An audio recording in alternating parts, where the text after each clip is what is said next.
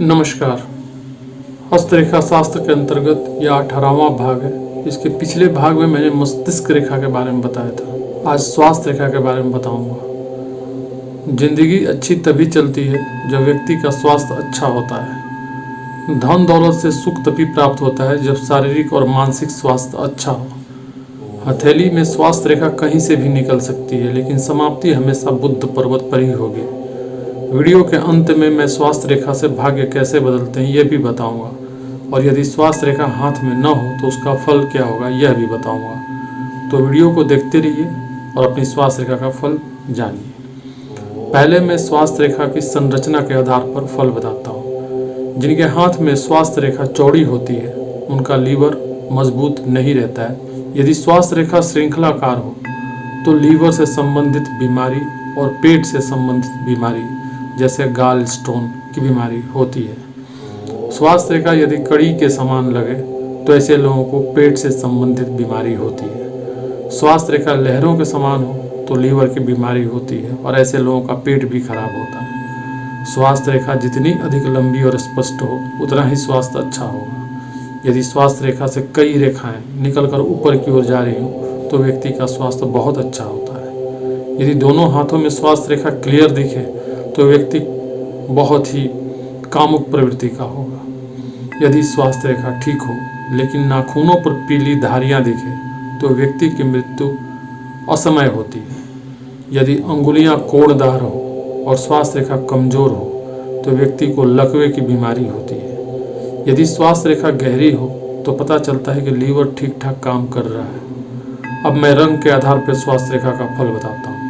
यदि स्वास्थ्य रेखा पीले रंग की हो तो व्यक्ति जॉन्डिस या ब्लड से रिलेटेड प्रॉब्लम से जूझता है। ऐसे व्यक्ति को गुप्त रोग भी हो सकते हैं। यदि स्वास्थ्य रेखा शुरू में लाल रंग की हो तो हृदय से संबंधित बीमारी होती है, और यदि बीच में लाल रंग की हो तो स्वास्थ्य पूरा जीवन खराब रहता है, और यदि अंत में लाल रंग की हो तो सिर दर्द की बीमारी होती है। यदि स्वास्थ्य रेखा कई रंग की दिखने लगे तो व्यक्ति पैरालाइज्ड हो जाता है। स्वास्थ्य रेखा सुर्ख रंग की हो तो व्यक्ति भोगी और कामी होता है। अब मैं निशान या चिन्हों के आधार पर स्वास्थ्य रेखा का फल बताता हूँ। यदि स्वास्थ्य रेखा के अंत में चतुर्भुज का निशान हो तो व्यक्ति को दमे की बीमारी होती है। स्वास्थ्य रेखा पर द्वीप का निशान हो तो ब्लड रिलेटेड बीमारी हो सकती है। पेट से संबंधित बीमारी हो सकती है जैसे अपेंडिसाइटिस।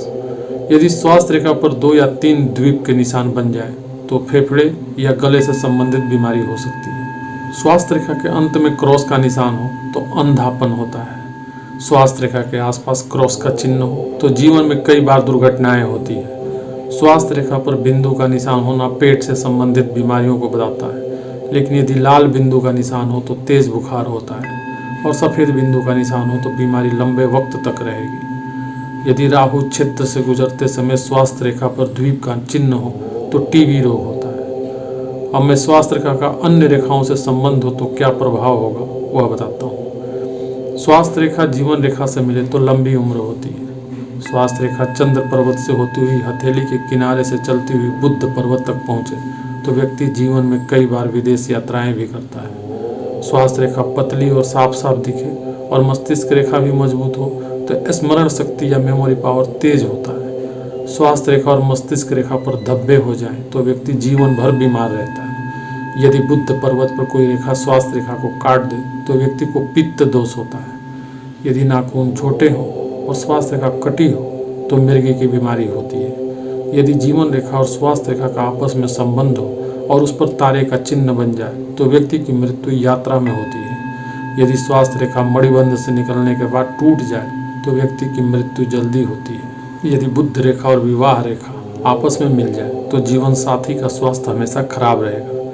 यदि स्वास्थ्य रेखा लंबी और लहरदार हो और भाग्य रेखा कमजोर हो तो दांतों की बीमारी हो जाएगी। यदि स्वास्थ्य रेखा और हृदय रेखा बुद्ध पर्वत के नीचे आपस में मिले तो व्यक्ति की मृत्यु हार्ट अटैक से होती है। या स्वास्थ्य रेखा हृदय रेखा को काट दे तो मिर्गी की बीमारी हो।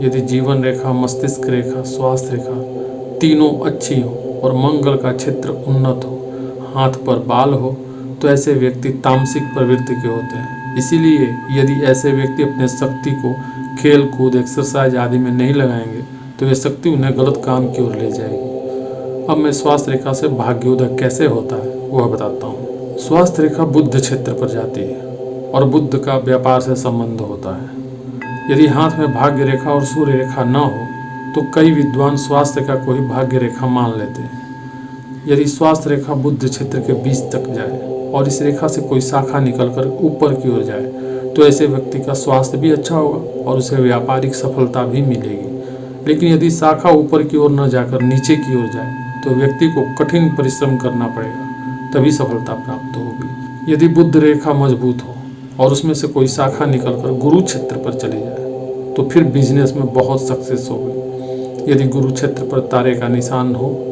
तो प्रभावशाली व्यक्तियों के संपर्क से सफलता प्राप्त होगी। यदि छोटी अंगुली का प्रथम पर्व विशेष लंबा हो तो व्यक्ति पढ़ाई लिखाई में तेज होगा और बोलने की भी योग्यता होगी।